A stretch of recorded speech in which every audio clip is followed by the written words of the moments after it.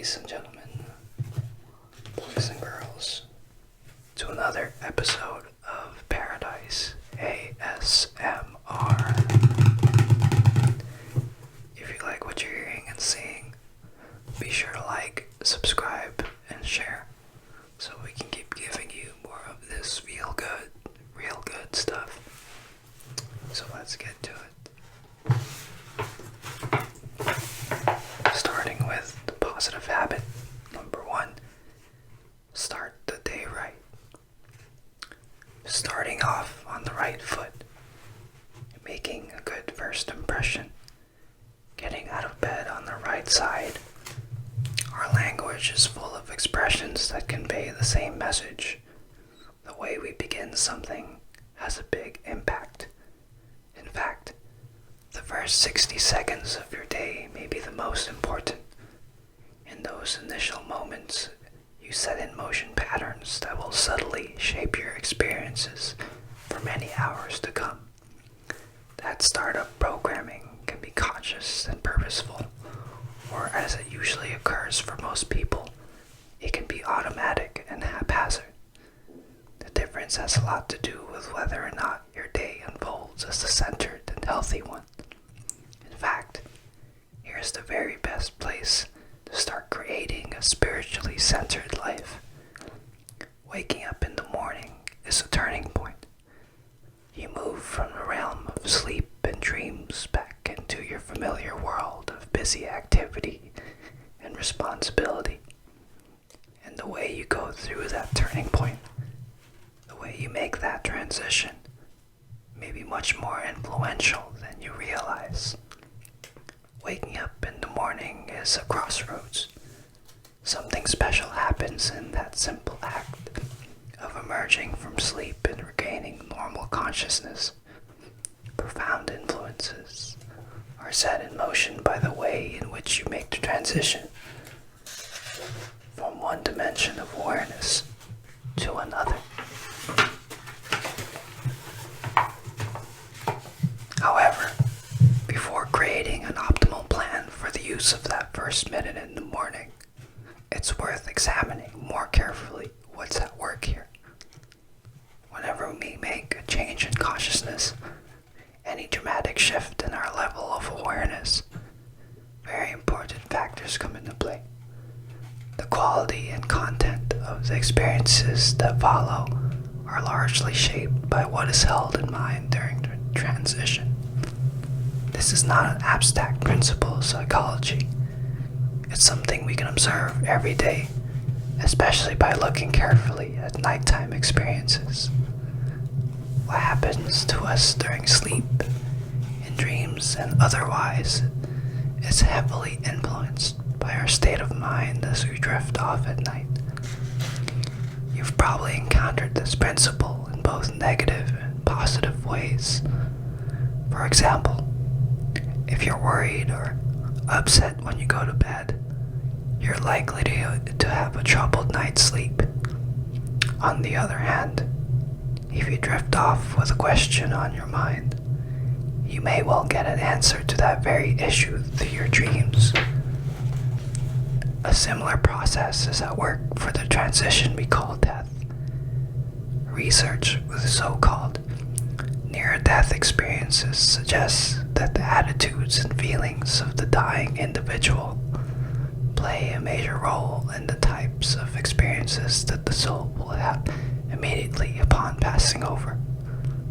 According to this theory, experiences after death eventually transcend what was on the dying person's mind.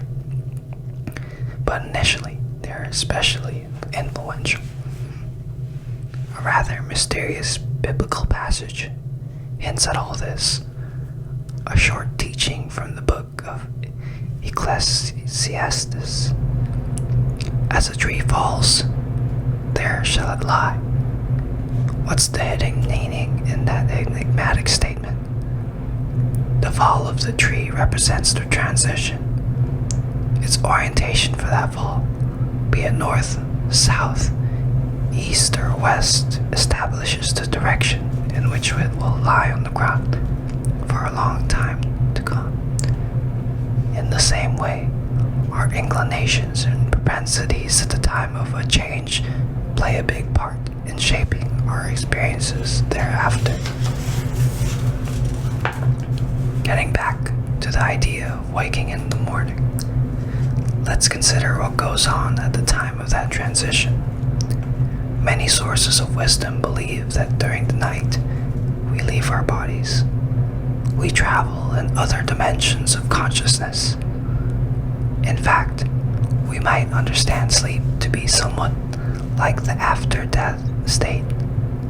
It's almost as if each time we fall asleep, we rehearse what it will be like to die.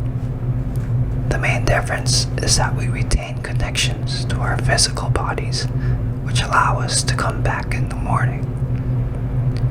We are psychologically born again at the beginning of each day as we move from one level of consciousness outside of our bodies back to the familiar level of physical awareness. Most of us never stop to notice very carefully the flow of thoughts and feelings first thing in the morning. Our inner life just sort of happens as if it were on automatic pilot. And so we miss a powerful opportunity to shape the quality of the day that lies ahead.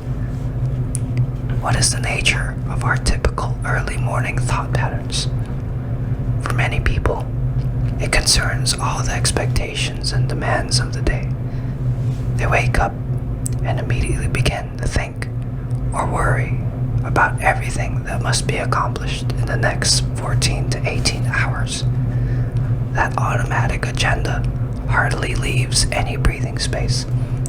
What's more, it often pops up almost before we can clear our eyes and begin to think straight. For other people, the first minute or two in the morning is a time to daydream lazily, to drift off in fantasies of what they wish they had in life. Imaginings that quickly dissipate once they have to face the realities of the world a few minutes later.